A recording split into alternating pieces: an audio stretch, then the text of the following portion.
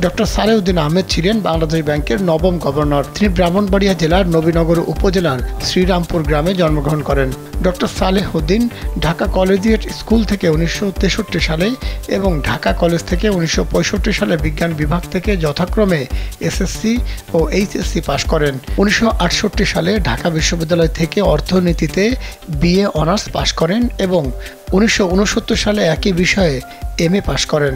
1970 সালে ঢাকা বিশ্ববিদ্যালয়ে অর্থনীতির লেকচারার হিসেবে যোগ দেন। তৎকালীন পাকিস্তানের কেন্দ্রীয় প্রশাসনে civil service of Pakistan CSP ক্যাডারে যোগ দেন।